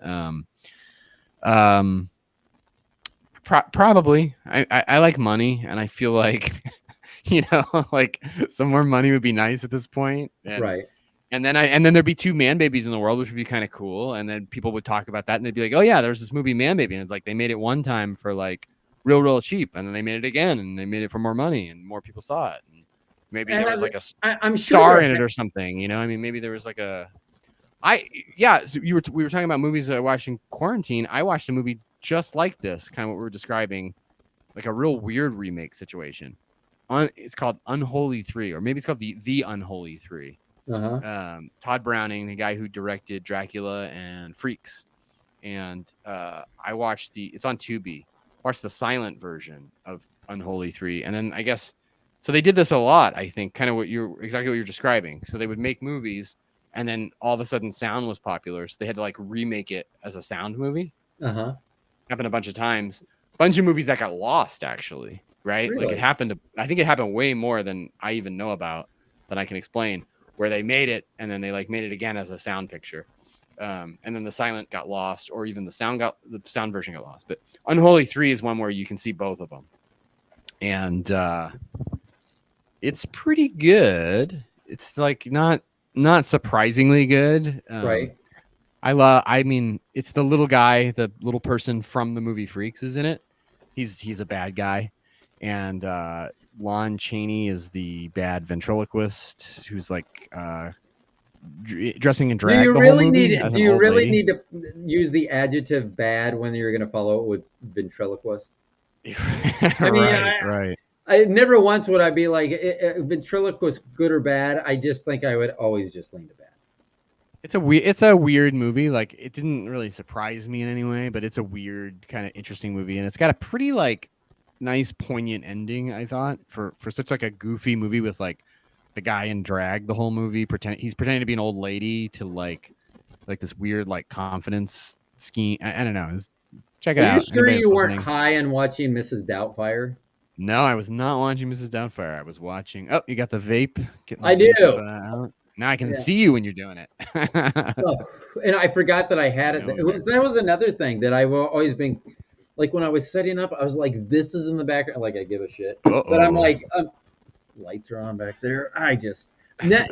That's another thing that I want to have. I want this to look good in the background. I wrote down another note here. I think you should do the alien head does the show, and I can show you how to set this up. and then I could just use this voice. Oh, this sounds great when I'm talking. Yeah. Oh yeah. No, this is my natural voice. What do you think, baby? Same look at my. Hold on. Only after you hit the pipe, though. You got to hit the vape and then do the voice. Yeah, I'm not. Oh shit. I'm not a huge fan. I mean, I like the vape, but it's a for me it feels like a very singular profile that like flower. I'm getting the terpene. I'm getting a lot more out of flower, and unfortunately, in this part of the world, flower is. I don't know what's going on. People are smoking like crazy right now. What is the difference between? What are you talking about? What's the flower? Just like so when I vape this pen, it doesn't last as long. It doesn't give me the high that flower does. So at least flower. Actual like a joint or like a burning joint. Yeah. So that type of flower. So that's what I prefer. So also because of my metabolism, like I wish I could do gummies. I would love to do gummies, but my body. Come out to Seattle and we'll get some gummies for you. No, we have gummies here. Okay. I mean, it's illegal here. It's just that my body processes it before it can take effect because my metabolism. I've talked to some people, some doctors and a pharmacist in the industry that it just so I just don't ever get the effect of it, and which sucks. That does suck, yeah. Because there are some times where I think you can't just take a bunch of them, or yeah, but then I could also just take smoke a joint and be happy. Yeah. So because totally. Fuck, I don't even know where this is. I don't know about all this. I'm not into this as you are, but you're more a CBD guy, right, than a THC, or is it? No, I'm a THC guy. Now they both do work, and that's kind of a misnomer that the higher the THC isn't always the most beneficial. So there's one where the flower I had to get a couple weeks ago, it was like 16%, and I have a joint. I have so many drugs I don't even know where I set them now. Anyway, but I have a joint that's like 26 or 28% right now. But the 16% was great. It made me giggly. It's a different profile. Yes, it had higher CBD in it as well, which helps for my swelling, for my arthritis and some other things. So I wasn't anti-drug. I just never even tried drugs until I was 47.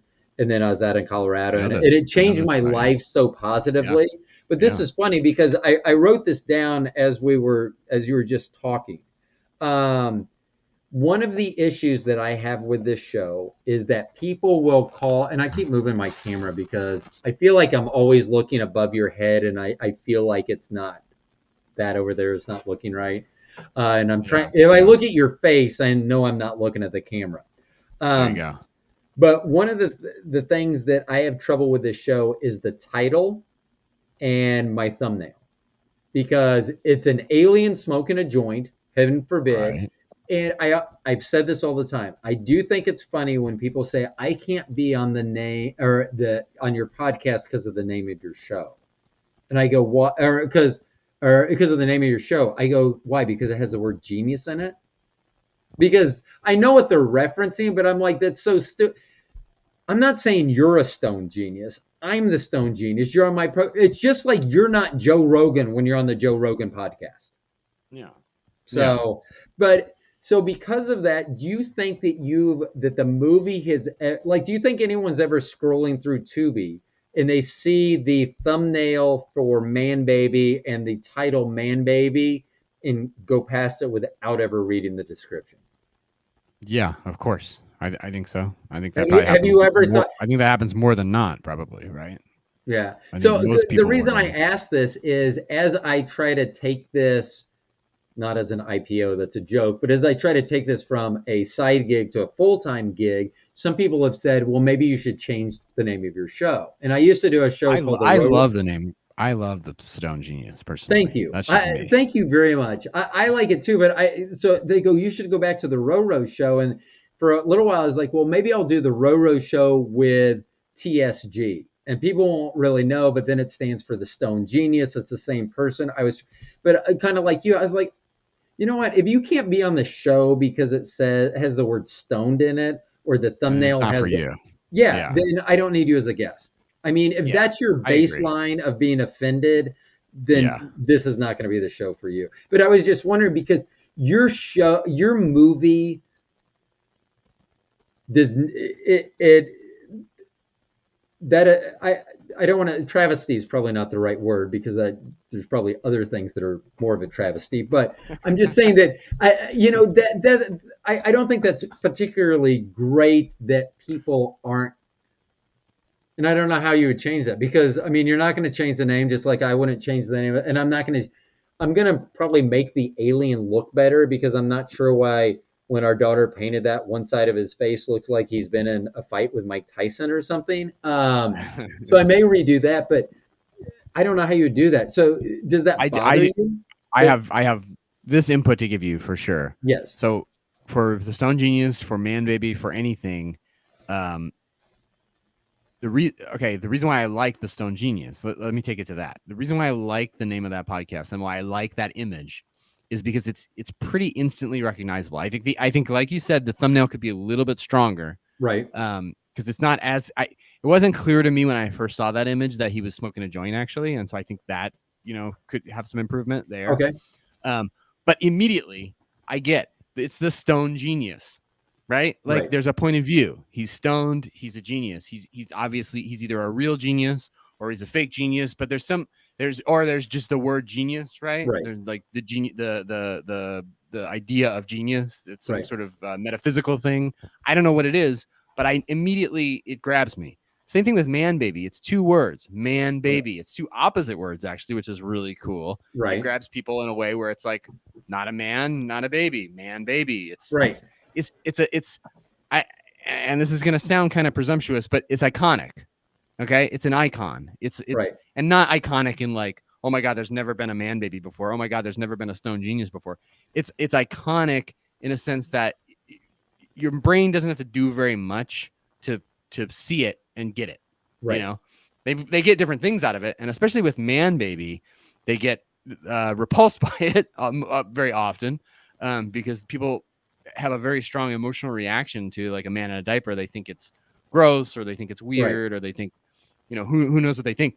I know because of their deep emotional hangups and all kinds of weird things, but that's good. It's good to hit people on an emotional level. So if people are turning away from the Stone Genius and they're like, oh, I don't want to get stoned, then you're doing something right, I think, actually. And I think if it's quick like that and it's a bite-sized little thing, that's good. I spent probably months agonizing over that Manbaby poster. We can maybe show it if we ever do editing, a video podcast, but you can see that it's a cartoon of a guy in a diaper, and it's nothing actually that takes place in the movie. It's a takeoff of an old Incredible Hulk cover from the Silver Age of Marvel in 1960s, Incredible Hulk #1. It's a takeoff of that. The Manbaby creature he doesn't look anything like that in the movie. He's like a hulking kind of beast in the poster, and you see the girls and you see him as a man. To me, the reason why the Marvel cover is so iconic and because it was so comic book lovers everywhere know this cover. I think it's kind of a Jekyll and Hyde, I guess, takeoff from that originally.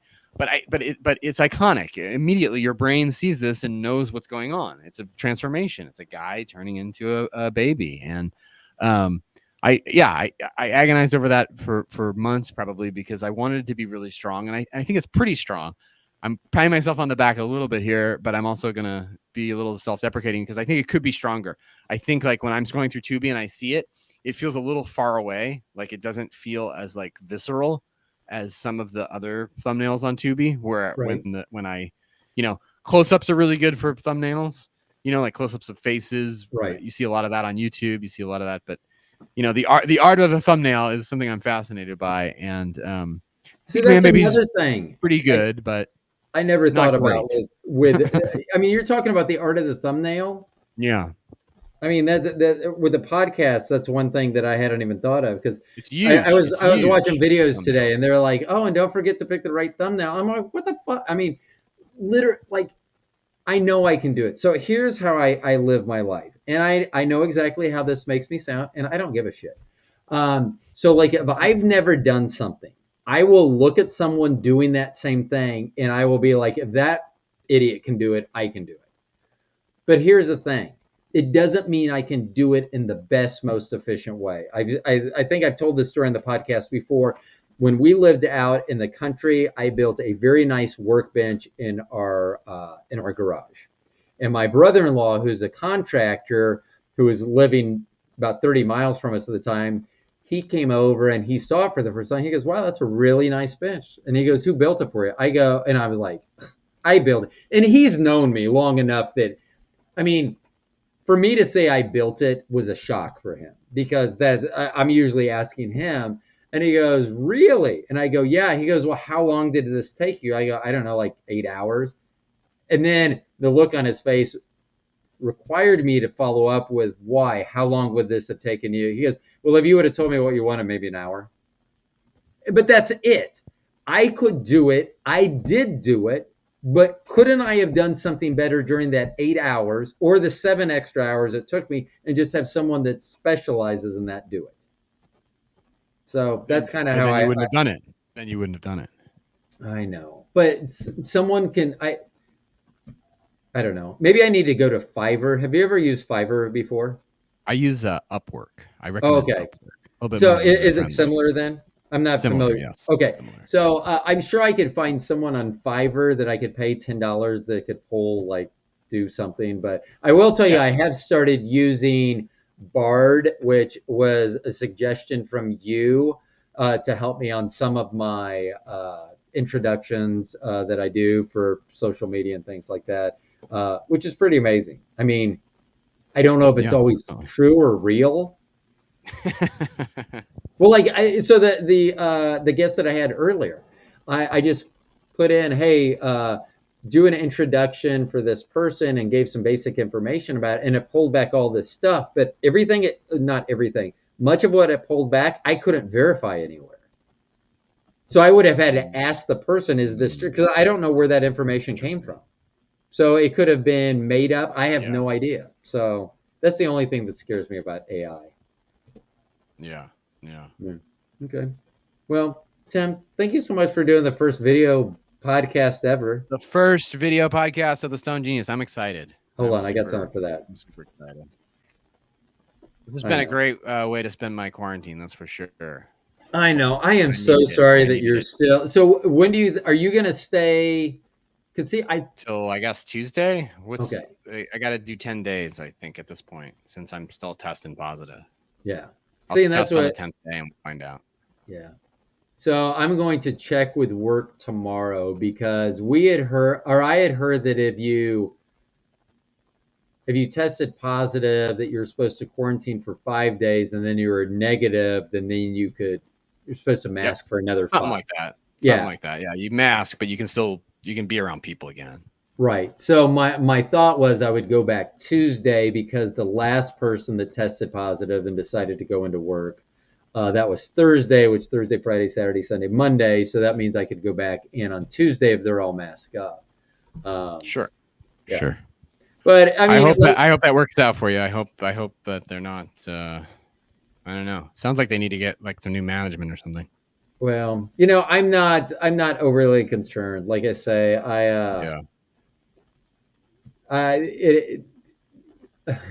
I am such a I can be such a jerk when I just say everything will work out because that just sounds like, but it does. I mean, I am the Seinfeld episode where Elaine throws a $20 bill out the window, and then Jerry puts on a jacket, and boom, there's $20 in his pocket.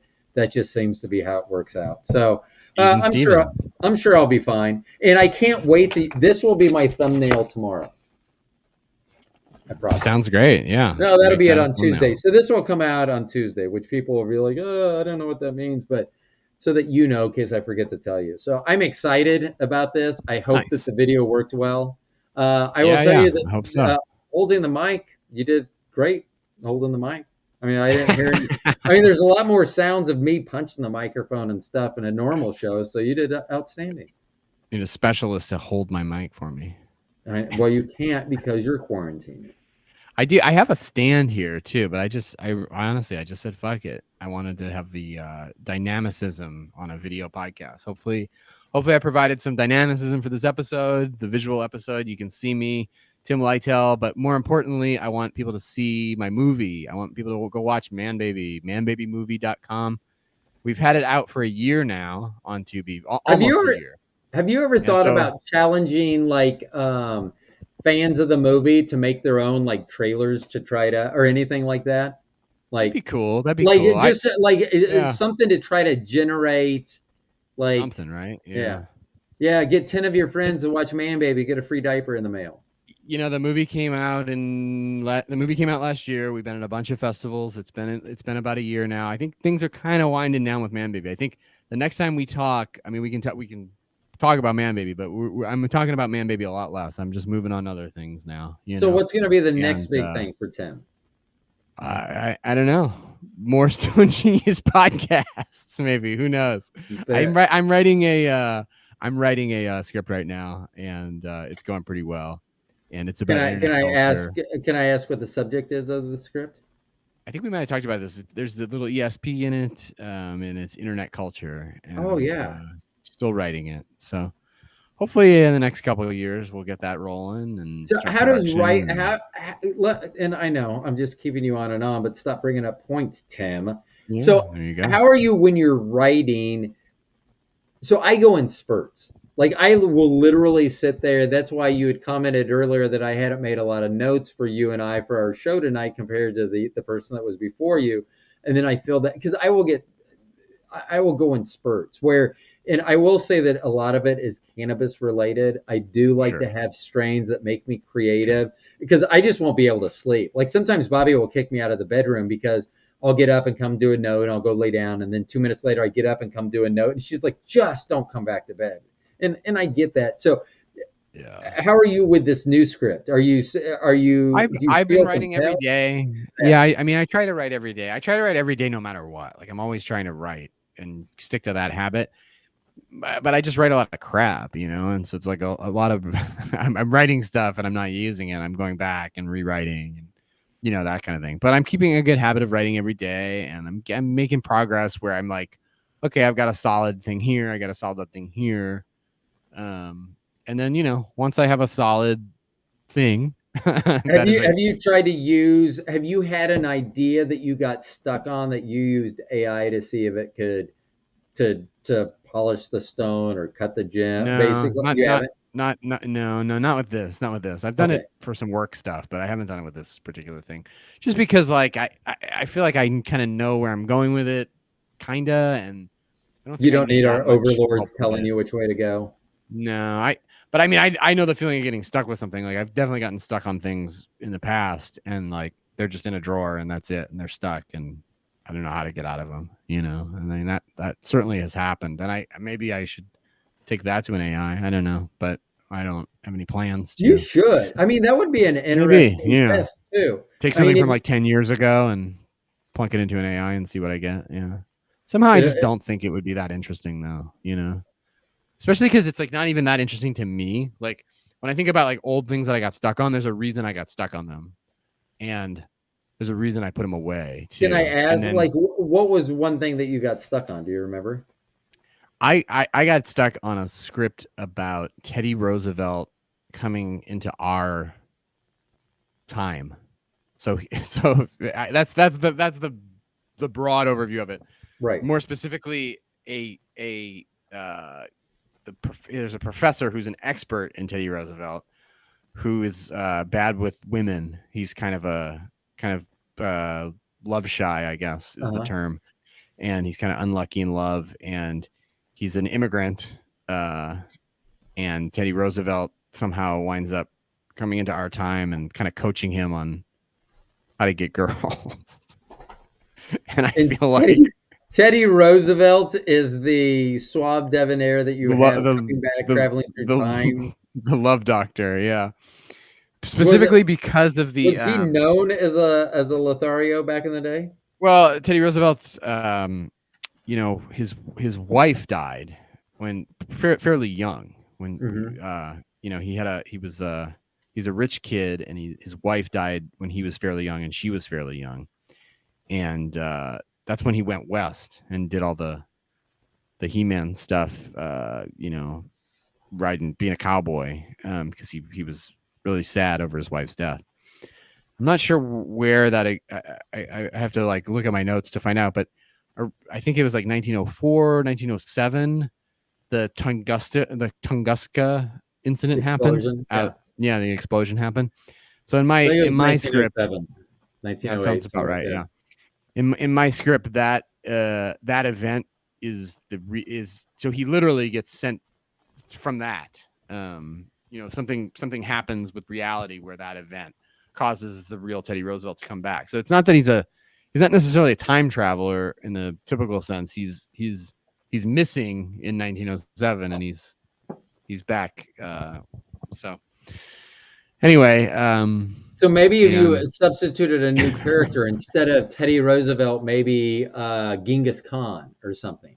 Genghis Khan. No, I think it had to be Teddy Roosevelt, and it had to be this professor. But I think maybe like the love interest could have been different, or maybe he should have reconnected with the wife who died or something. I don't know. And then who plays Teddy Roosevelt, right? Like, how do you even? I mean, I don't know. How do I even find someone to? Robin Williams in The Night at the Museum was an amazing Teddy Roosevelt. That would have been a good Teddy Roosevelt for sure. There's a lot of talk a long time for Leo DiCaprio to play a young Teddy Roosevelt, which I think would have been pretty interesting.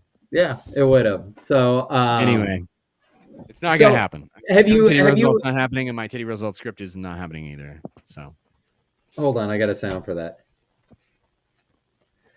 Okay. It's okay. So I am so glad that you did the first video podcast with me. I've been wanting to do this for a long time. I will say that I've enjoyed. I don't like being stationary. I think that's one reason I shut my eyes so much especially when I do solo podcasts, is I just don't like. I don't know why I'm shutting my eyes, but I actually have liked that you have been able to move around. I think that that's something that I wouldn't mind. Nice. Like if I do video podcasts, I wouldn't mind like being in an elevated table or somewhere where I could get up and move around. Yeah, I think it's good for like when you have a point to make, or right. whatever. Like it's nice. You can get more animated. I keep looking at myself, and I mean, literally, this frame has been the same for the last 2 hours. So think about it. Yeah, think about the standing pod. I like a standing pod. Yeah, I had never even thought about it till then. I'm usually anti-standing, but I remember there was a guy that back in like 2012 when elevated desks were coming out, a guy next to me just raised his desk. We were in cubicles and he raised it. And I go, why are you? Blocks? No, it had the thing where it hooks into the back. So he just had to like unhook it and raise it. So anyway, I go, why are you standing when you can sit all day? He goes, well, if you stand, he goes, it's like running a marathon every month. And I go, what do you mean? I go, if you just stand in place? And he goes, yeah. And I go, I don't think you read the correct article. I think you literally have to be jogging in place, because I never understood that. But I will tell you, I have very much enjoyed watching you, because it's much more entertaining than whatever this is. Watching me stand. Well, thanks. Yeah. No, I much prefer it. If I'm sitting down for some of these, I'm usually, when we've done them on the phone, I'm usually pacing. So I'm a little bit more static actually in this than I have been. But, So I'm usually like over here in the room, like kind of like got these windows. Anyway.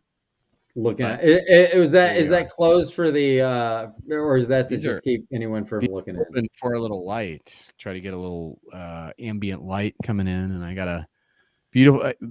I actually live pretty close to Frasier. Yeah, the show Frasier, so you can see the Space Needle out of here. You really can't, but I'm, who's gonna? Sounds good. I mean, we don't know. You're not showing us out the window. I'm looking at the needle. There's a Starbucks. I bet there's more than one Starbucks around there. Couple Starbucks. Some folks wearing grunge type clothing. Like, what in Seattle? Yeah. If you is grunge still a thing in Seattle? And there's a light rain.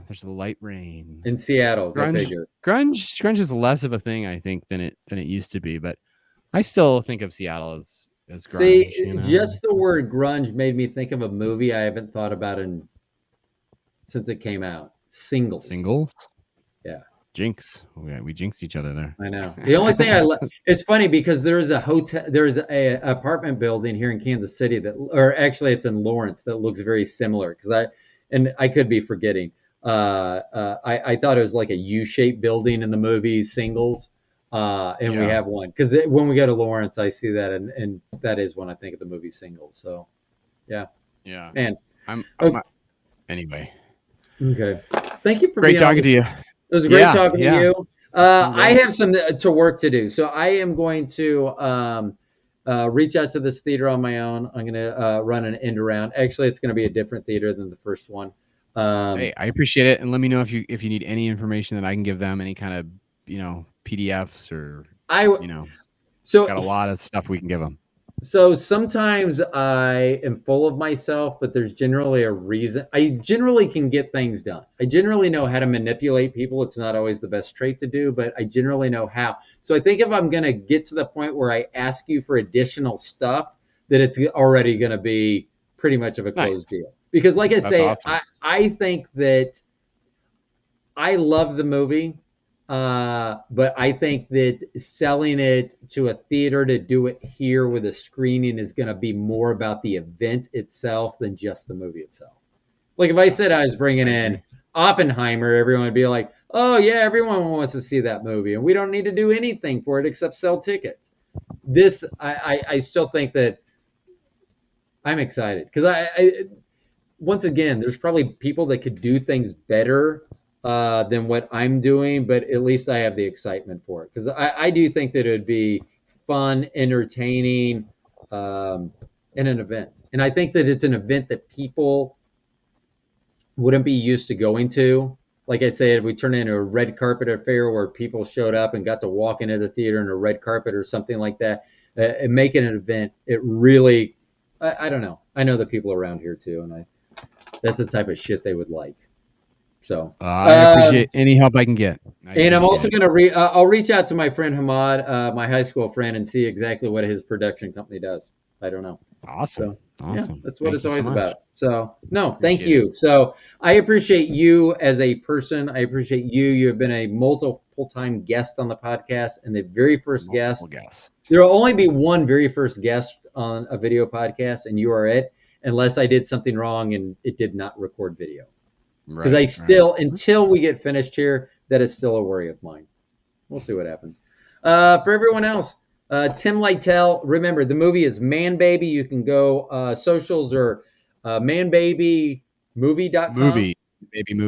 And then Manbaby at Manbaby on Instagram, also on TikTok, or is it Manbaby Movie? Just we're on Instagram, Twitter, Facebook, and it's just Manbaby Movie is the way to find us on all the socials. Okay. But you can also find us on manbabymovie.com. And the website that they can go to stream right now, the ATL Comedy Fest. What was that? Yeah, that it's just I don't know if there's a website for that. We can put that we'll put that in the description, but it'll by the time this episode airs, it'll be over. Or no, it won't be. The festival will be over. The in-person festival will be over, but you can still do it. So we can put that in the in the metadata. You know, Yeah. I can give them. And I can give you a link. Tubi, for all of you that don't know, that have heard the word Tubi, and hopefully you've listened to the other programs where we've talked about this.